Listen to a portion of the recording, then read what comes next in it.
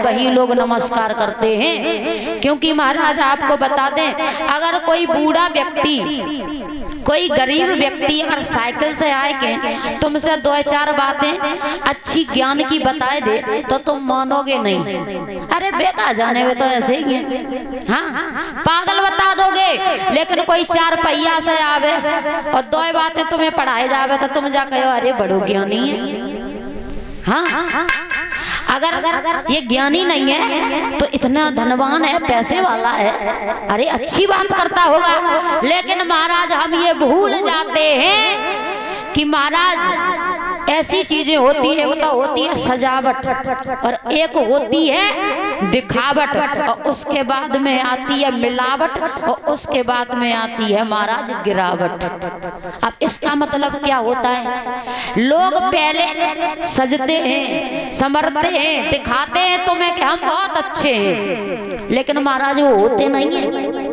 हाँ पहले सजावट दिखाएंगे कि हम बहुत बढ़िया हैं, और महाराज वही सजावट के चक्कर में लोग गिर जाते हैं, उसी को कहते हैं गिरावट।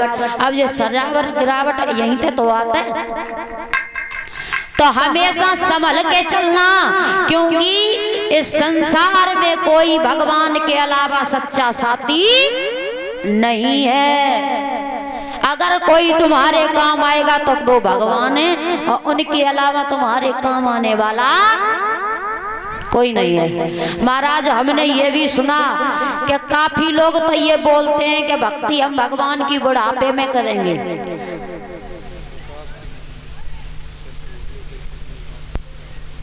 और इसी बीच में ये 51 मुद्राएं भिजवा करके हमारा सम्मान कर रही हैं। भगवान के चरणों में ये भेंट आई है विकास की मम्मी पखना से। भगवान सुख शांति प्रदान करें, धन जन से ऐसे ही घर परिवार को भरते रहें। बोलिए गोविंद भगवान की। तो महाराज इसीलिए तो कहते हैं कि भगवान के अलावा यहाँ सच्चा साथी कोई नहीं है। भूल जाओ कि हमारा कोई साथ देगा। लोग कहते हैं हम बुढ़ापे में भक्ति करेंगे। मैं उनसे ये पूछना चाहती हूँ, तुमने क्या रजिस्ट्री करवा रखी है कि आप बुढ़ापे तक जियोगे? किसी को कल तक का पता नहीं क्या हो, तुम बुढ़ापे की बात कर रहे हो है?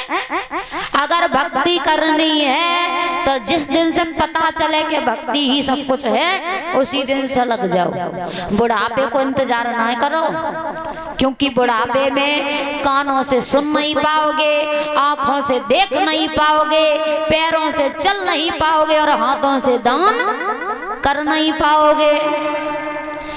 लड़का बहुगन को घर बनाओ तुमने जवानी में, जब तुम्हारे शरीर में ताकत थी तब तुमने लड़का बहुगन को खूब कमाओ, खूब घर बनाओ 10 मंजिल, खूब 4 गाड़ी ठाड़ी कर ली, 10 भैंसियां बांध ली। लेकिन महाराज जिसे बनाना था वो तुमने नहीं बनाया, और भगवान को भजन कर रहे बुढ़ापे में, तब भगवान उजक आते हैं। सब जिंदगी जब तुमने दूसरे न पे न्योछावर कर दी, अब तुम हमारे पास में आयो जब तुम काम के ना रहे। और आपने ये भी देखा होगा कि कुछ लोग मरने से पहले 1-2 महीना को तो बोल बंद हो जाते काफी लोगों को। तो आपने सुना होगा, कहते हैं कि उनको बोल बंद होएगा हुए, अब तो वे मरवे ही वाले हैं, उनकी तो आवाज उन्हें कत्ते।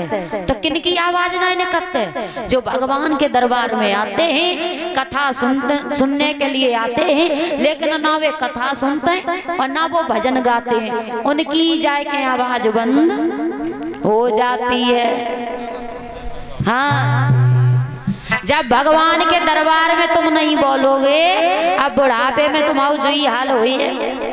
तासों कह रहे कि अगर भक्ति करनी है तो जब तक शरीर में ताकत है भक्ति करो, और बुढ़ापे में भी भक्ति करो, क्योंकि महाराज एक भगवान ही ऐसे हैं जो हमें तुम्हें हर एक समस्या से पार कराते हैं। क्योंकि अगर कोई भी कार्य नहीं बनता तो लोग कह देते हैं महाराज हम तुम्हारी कथा कर रहे हैं, हमारे घर में लड़का को ब्याह हो जाए, ब्याह हुई हो, फिर कहते हैं हमारी एक नाती हो जाए, फिर कथा कराएंगे।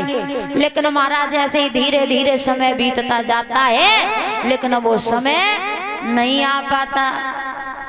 तो इसलिए कहते हैं कि थोड़ा भगवान में भी ध्यान लगाओ। ये संसार भगवान ने बनाया है माया रूपी, इसीलिए कि इसमें आकर के नर भूल जाता है, भटक जाता है और वो भगवान तक नहीं पहुंच पाता। लेकिन महाराज ये एक संसार रूपी मेला है, भगवान ने सबको भेजा और जिसका मेला हो गया वो अपना मेला करके चला गया। और जो मेला कर रहे हैं वो ज्यादा ही मेला में खोए जाते हैं। हाँ, लेकिन हमारे भगवान के दरबार में सबका खाता है, कौन क्या कर रहा है। तो इसलिए कहते हैं कि इस संसार रूपी माया से बचो और थोड़े भगवान में ध्यान लगाओ। बोलिए गोविंद भगवान की। इधर भगवान कन्हैया